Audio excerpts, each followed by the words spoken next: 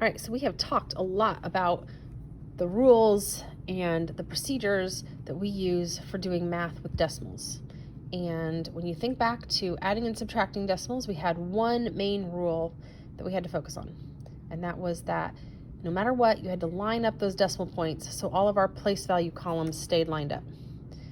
And when we talked about multiplication, we talked about how we don't need to line up the decimal points in the problem, but in order to get our final answer, we have to know the number of decimal places in the problem so our answer has the same number of decimal places. So I would count all the spaces after the decimal point in my problem, and then I would go back and put those same number of places in my answer.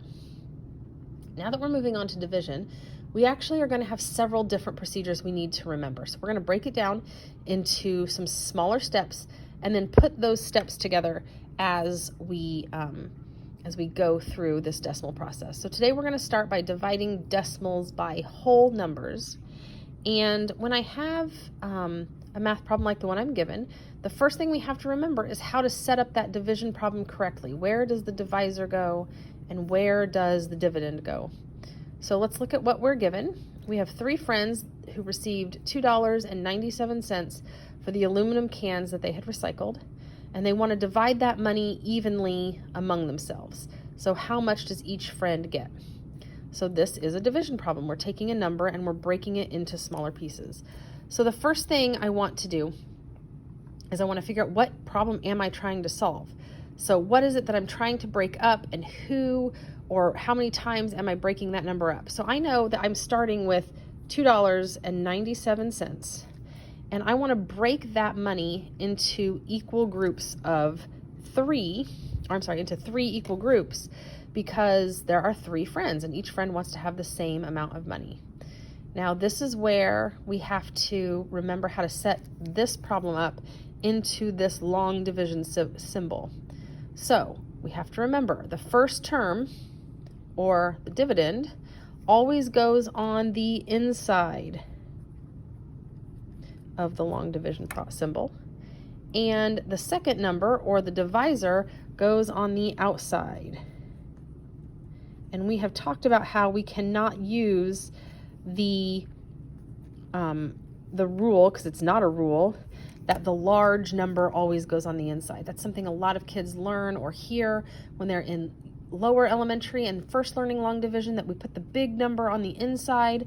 Well, that's not true. And in this case, we can show you that we actually have a bigger number on the outside. 3 has a higher value than 2.97 or $2.97. So we have to remember that this first number is always what goes on the inside, and this second number is always what goes on the outside. And that will ensure that our problem is set up correctly every single time. All right, let's move on to the process of dividing decimals. The very first thing we're going to do is we're going to move that decimal point, or place that decimal point above the decimal point in the dividend. So we want to take this and we want to put it directly above the number in the dividend.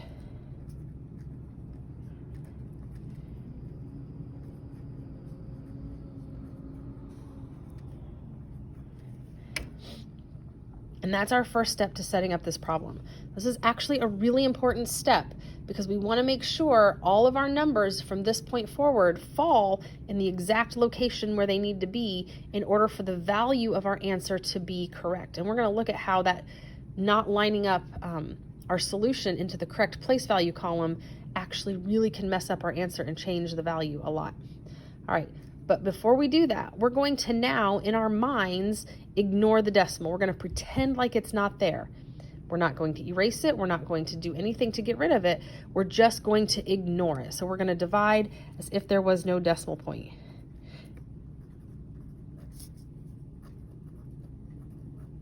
So we're going to use the same process we were using before, showing that, with long division when there was no decimal point. So let's do that. So I ask myself this question: how many times will 3 go into the number 2? And I'm thinking to myself, well, it doesn't. 0 times. So some of you like to put a 0 to remember to write our numbers in the correct place. above the place value where we're dividing. If that's comfortable for you, you can do that. You can leave it blank. We are going to go back and put zeros in where they're needed after we finish the division anyway. So now I'm going to move on and say, okay, well, how many times will 3 go into 29? And so I think to myself, well, I can get close if I multiply by 9. And I think 9 times 3, that's not 29, but it's close, it's 27. And I can then subtract 27 from 29. Remember, we're ignoring this decimal point. We're pretending like it's not there. So we're going to think about this number like 29, and we're going to subtract 27. And when I do that, I get the remainder of 2. I want to check my math as I go, and so I ask myself, is my remainder 2 less than 3? And it is, so I know I've done my math correctly, and I can move forward. So the next step is I look and see, do I have anything to bring down? And I do in this case. I have a 7 that needs to come down to next to my remainder. And I'm going to ask myself the process again, starting with divide. How many times does 3 go into 27? And again, the answer is 9. 9 times 3 is 27. I subtract those numbers and I get a leftover of 0, and I have to check and make sure 0 is less than 3, and it is. And I look and I have nothing left to bring down, so in that case I know I'm finished with my long division. I have nothing as a remainder and there's nothing left to bring down, so I'm finished. So let's go back and look at the rest of our steps here. We're going to place a 0 in front of the decimal point if the quotient is less than 1. We already did that as a placeholder, but now it's actually part of our answer. So I now know the value of my answer is 0 and 99 hundredths. In this case, it's money, so we can talk about it like money. It's 99 cents. And I use that 0 there to just show that value of nothing in the dollars place value. And then finally, I want to use estimation to check my work. I want to be sure that my answer makes sense. So I go back and I look at my problem and I think, okay, this $2.97 is really close to $3. So I can, in my mind, round this to $3, and I can think, well, what is 3 divided by 3? And I know that 3 divided by 3 is 1, so my final answer should be something close to 1. And I look, and I got 0 and 99 hundredths, or 99 cents, and I know that 99 cents is really close to $1. So my final answer is accurate with estimation. So there's a really good chance that I got my math done correctly on this one. All right, go ahead and put this in your notebook. Glue it into your notebook so you have that for later use. And in just a second, we're going to practice a couple problems where we don't get a 0 at the end and we have a little bit of extra math to do. All right, we're going to look at a situation now where the process for dividing is going to be exactly the same, but we're going to look at a situation where we do not end up with a nice even 0 as the end of our problem, and what we do in that situation. So I have this problem, 43 and 5/10, and we are going to divide that by 25, and I'm sorry there's marker marks below the problem. We're going to just ignore those for a little bit.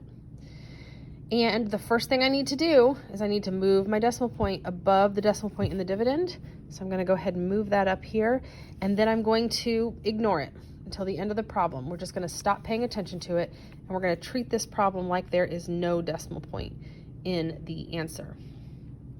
All right, so I'm going to start in and ask myself, how many times will 25 go into 43? Because I know 25 won't go into 4, so we'll just start with 43. And I know, because I know I'm really good at counting money, and I'm good at counting quarters, that 2 quarters would be 50 cents, and that's too much. So I'm only going to be able to put 25 into 43 one time. And then I'm going to multiply. 1 times 25 is 25. And once I've done that, I want to subtract 43 minus 25. So I'm going to have to do a little regrouping here to do that. So I have 13 minus 5, and that is 8. And then 3 minus 2 is 1. Let's check my math here. Is 18 less than 25? And it is. So that means I can move on. I have a number to bring down.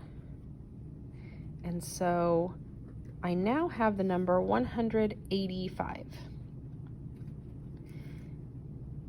Again, I'm really good at counting money, and I know that if I want to have an amount of money with quarters that is close to 185, I can do $1.75. And so that's 4 quarters for $1 and 3 quarters for the 75 cents. So 4 and 3 is 7. So I'm going to say that 25 will go into 185 7 times. Let's move that a little bit. 7 times 25 is 175, and I know that number because of my counting of quarters. I don't even have to do the math problem off to the side. So let's subtract. 185 minus 75 gets me 10, and 10 is smaller than 25. So far I've done a good job, and I have nothing else to bring down. So when we did long division before, that would be our signal that we're done. And then I would just say 1.7 remainder 10. I'm going to write that over here. So we're now in 5th grade, and we're not going to do remainders anymore. We are now going to take this information, and we're going to keep dividing and get rid of this information altogether. Or if we can't get rid of the number down here, if we keep getting a number down here, we're going to at least take this out 3 decimal places to a place where we can round the decimal to the nearest 10th. Or to the nearest 100th. So we're going to see what happens. So if you remember all the way back at the beginning of the year when we talked about decimals, we learned that you can add zeros to the end of any decimal number and it doesn't change the value. So if I thought about this number 43.5 like money, 43.5 would be like $43.50. So I can add a 0 to that, and then it looks like $43.50. And I can actually keep adding as many zeros as I want, and it still has the same value as $43.50. So the value doesn't change as long as we're adding the zeros after a decimal point. And that's what we're going to do. So I've added my 0, did not change the value of the problem, but I am going to be able to drop that 0 down, and now I can do division again. And I can say, how many times will 25 go into 100? Again, I'm really good at math with quarters, so I know that 4 quarters is the same thing as $1 or 100 cents. So I'm just going to use that and say 4 times 25 is 100. And now I did end with a remainder of 0. So I know I'm done dividing. I have nothing else to bring down, and my remainder here is 0. So my final answer is 1.74, or 1 74 hundredths. And that is different than now just leaving the leftover remainder 10. I now have a much more exact answer to use with decimals. So remember, when you're doing this long division with decimals, after you've added a decimal point, or after there is a decimal point in the number, you can add as many zeros as you need to the end of this number, and it will not change the value of the number, but it will allow you to keep dividing until you get a final answer.